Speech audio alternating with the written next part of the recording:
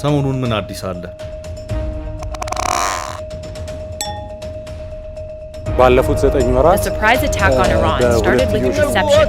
Then came stealth bombers. በሌሎችም የክፍለ ሀገራት threatening the global economy, upending energy markets, supply chains, and now ሰሞኑን ምን አዲስ አለ? በጃን ሜዳ ልምምድ ላይ እንዳለች ሕይወቷ አልፏል። አሰልጣኟም ስለ ሞቷ ሲናገር ሰምተነዋል። ይህ የሰሞኑ አሳዛኝ አጋጣሚ ነው።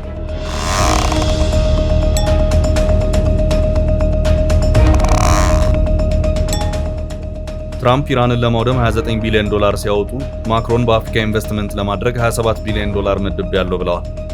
ትራምፕ እና ማክሮን ከቅርብ ጊዜ ወዲህ ከሚስት እስከ ድስት በሁሉ የሚነቋቆሩ ባላጋራዎች መሆናቸው ይታወቃል።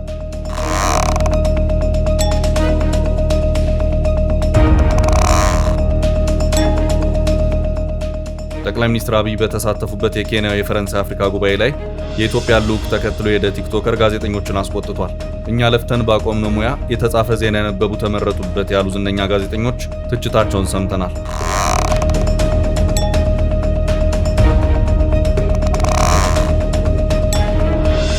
ኔታንያሁ በትራምፕ የተከዱትን በዚህ ሰሞን ነው። ትራምፕ አጋሮቻቸው ሲጠሯቸው ባልሰማ አልፈው ወደ ቻይና በረዋል። ጠበኛ የነበረው ኤሎን መስክም አጅቧቸዋል። ቤጂንግ ላይ የሚወሰነው ውሳኔ ዓለምን ፖለቲካ ሁኔታ ይቀይራል። ዓለም ከሰሞኑ እንዲሰነባብታለች። ከዓለም በፊት ግን ኢትዮጵያ።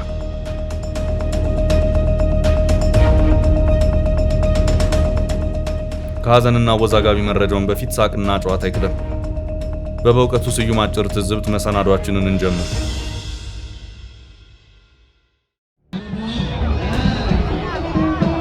ከሰሞኑ የጸብ ውርርዶች በኢትዮጵያ ፋሽን ሆነዋል። እንደ ቀልድ 5 እና 10 ሚሊዮን ብሮች ለውርርድ ይጠራሉ።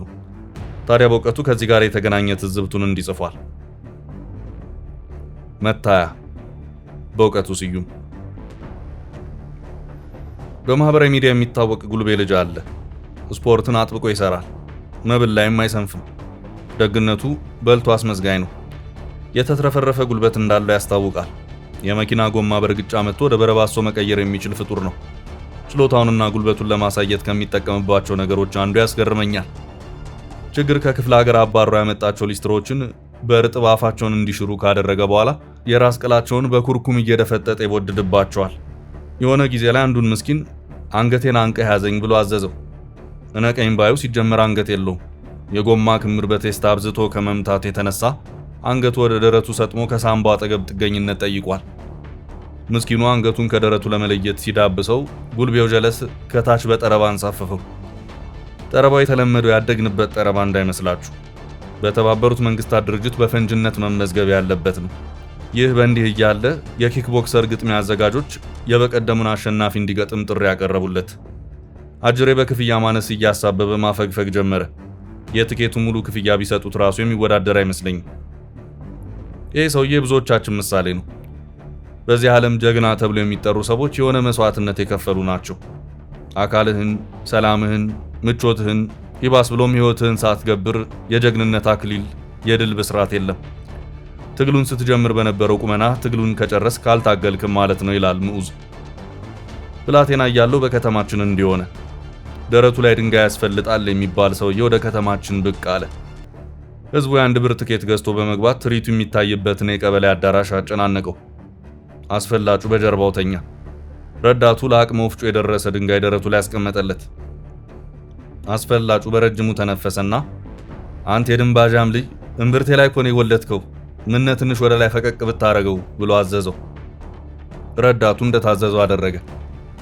ከዚያ ረዳቱ የበርሊን ግንብን ለማፍረስ ያገለገለ ግብዳ መዶሻ አንስቶ ድንጋዩ ላይ ማነጣጠር ጀመረ። አስፈላጩ ሰውዬ ቆይ ለማሟሻ ያህል በመርቴሎ ሞክረው ሲለመነው፣ መርቴሎ ሚስማር ማስገቢያና መንቀያ ትንሽ መዶሻ ናት። ከብዙ ደቂቃዎች በኋላ ህዝቡ ማጉረምረም ጀመረ።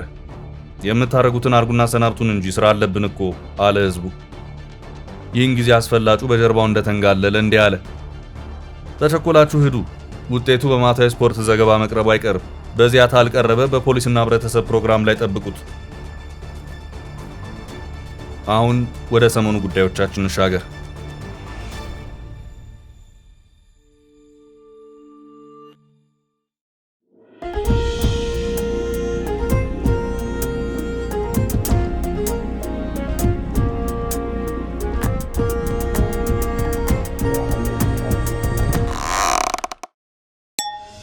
የኬንያው ጉባኤ ክስተቶች። ትራምፕ ፊት ያዞሩባቸው እነ ኢብራሂም ትራውሬ ያባረሯቸው ማክሮን ማረፊያቸውን ምስራቅ አፍሪካ ላይ አድርገዋል። ጠቅላይ ሚኒስትር አብይ በተሳተፉበት የኬንያው ጉባኤ ላይ ማክሮን በአፍሪካ 27 ቢሊዮን ዶላር ኢንቨስትመንት ተገብራለሁ ብለዋል። ይህም ትራምፕ በኢራን ጦርነት ላይ ካወጡት ወጪ እኩል የሚሆን ነው። ማክሮን ጨምሮም በቅኝ ግዛት ጊዜ የወሰድንባችሁ ንብረቶችን መልሳለን ብለዋል። ግንም ብለዋል ማክሮን ችግሮቻችሁን ሁሉ በቅኝ ግዛት አታሳቡ፣ አስተዳደራችሁን ቀይሩ ብለዋል። ታዲያ በዚህ ጉባኤ ላይ ከኢትዮጵያ ልዑክ ጋር የተላከ አንድ የሚዲያ አጋር መነጋገሪያ ሆኗል። ግለሰቡ ብሩክ ጫላ ወይም በቲክቶክ ስሙ ብሩክ ኒውስ ይባላል። ኤልያስ መሰረት የቲክቶከሩን ጉዞ አስመልክቶ ትችቱን እንዲጽፏል።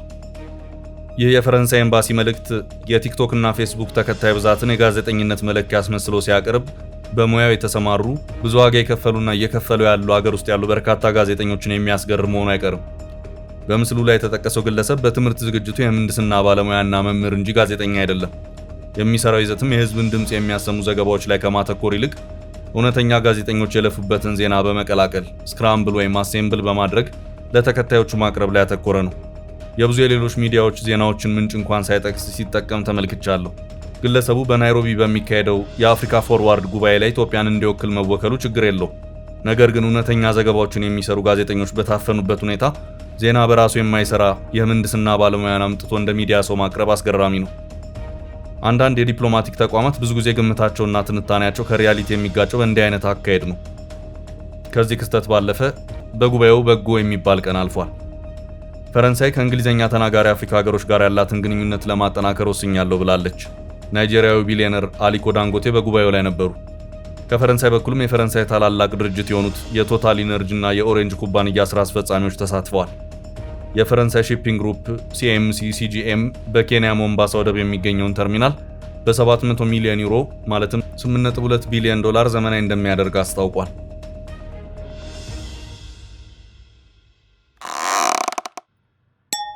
የአትሌቷ አሳዛኝ ህልፈት። እግሯ ላይ የህመም ስሜት ነበራት። በዚህ ምክንያት ልምምድ የሰራችበት ውድድር እንዲያልፋት ከአሰልጣኟ ጋር ተነጋግረው ነበር። የእነርሱ ሳይሆን የፈጣሪ ፍቃድ ሆኖ ህይወቷ ድንገት አልፏል። አትሌት የብር ጓል መለሰ ማክሰኞ ግንቦት 4 2018 ዓ.ም ማለዳ አዲስ አበባ በሚገኘው ጃን ሜዳ የስፖርት ማዘውተሪያ በልምምድ ላይ ያለች ነው በድንገት ህይወቷ ያለፈው። በተለያዩ ጊዜያት በተካሄዱ የረጅም ርቀት ውድድሮች ለኢትዮጵያ ሜዳሊያዎችን ያስገኘችው አትሌቷ በካናዳ ኦቶዋ ለሚካሄደው የማራቶን ውድድር ለመሳተፍ ልምምድ ስታደርግ መቆየቷን አሰልጣኟ ዳዊት ሉፍ ይናገራል። እግሯ ላይ ትንሽ ስሜት ነበራት የሚለው አሰልጣኟ ከ4 ቀን በፊት ውድድሩ እንዲቀርባት ተመካክረው ሰርዛው ነበር። አትሌቷ ማክሰኞ ማለዳ ወደ ጃን ሜዳ ሄደችው መደበኛ ልምምድ ለመስራት ሳይሆን ለማሟሟቅ ነበር። ፍጥነቷ በኪሎ ሜትር 9 ወይም 10 እንደነበር ነው አብረዋት የነበሩት ስፖርተኞች የነገሩ። ያ ማለት ደግሞ ወክ ወይም እርምጃ ማድረግ ማለት ነው ሲል አሰልጣኟ ከባድ እንቅስቃሴ እያደረገች እንዳልነበር ጠቅሰዋል። አትሌት የብር ጓል መለሰ ህይወቷ ለህልፈት ከመብቃቱ በፊት በልምምድ ሜዳ ላይ በድንገት መውደቋን አብረዋት ከነበሩ ሰዎች ተሰምቷል። በልምምድ ስፍራው ላይ ችግር የገጠማት አትሌቷ ወደ ሆስፒታል እየተወሰደች ሳለ መንገድ ላይ ሰውነቷ መቀዝቀዙን አብረዋት የነበሩ ሰዎች እንደተነገራቸው ለቢቢሲ የገለጹት አሰልጣኝ ዳዊት ከዚያ በኋላ ህይወቷ ማለፉን ገልጸዋል። እኛም ለአትሌቷ ሰላማዊ ረፍትን ለቤተሰብና ወዳጆቿ መጽናናትን እንመኛለን።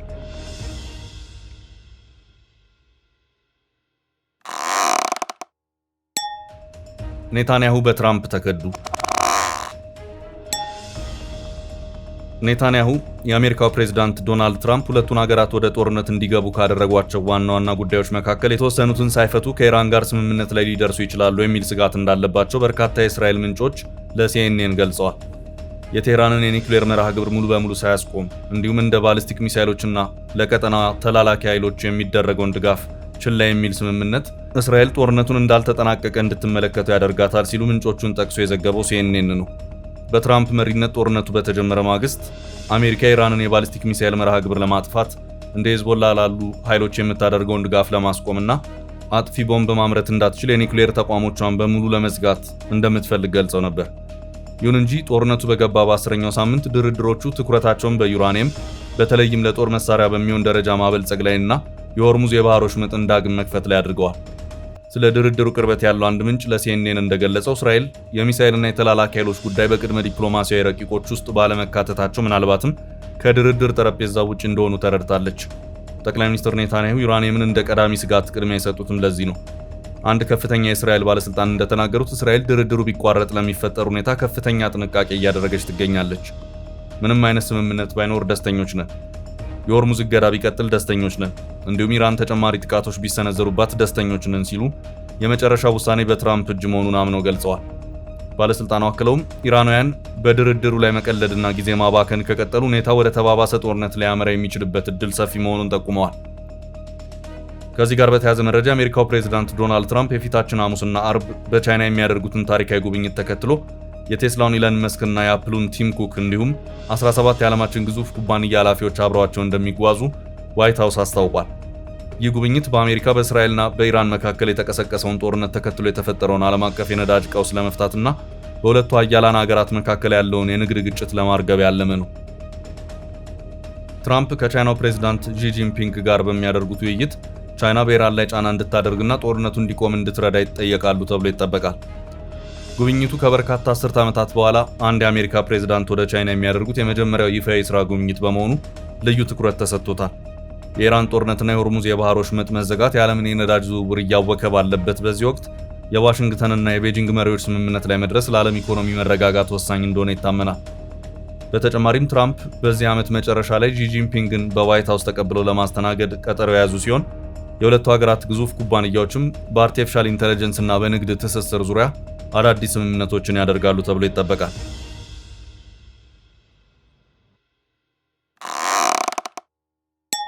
የ29 ቢሊዮን ዶላር ኪሳራ።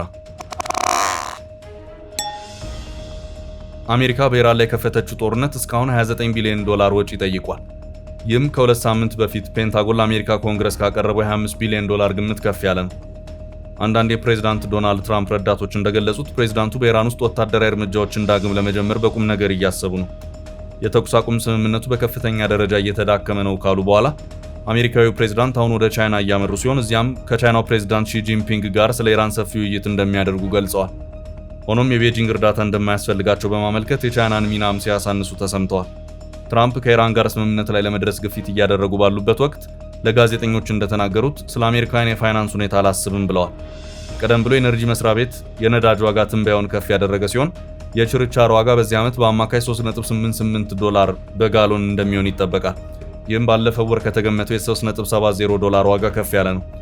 የአሜሪካው ፕሬዝዳንት ዶናልድ ትራምፕ ወደ ቻይና በማምራት ላይ ሳሉ ከኢራን ጋር ላለው የተኩስ አቁም ስምምነት ያላቸውን ቀይ መስመሮች ወይም ሬድ ላይንስ እንደሚያጤኑ ገልጸዋል።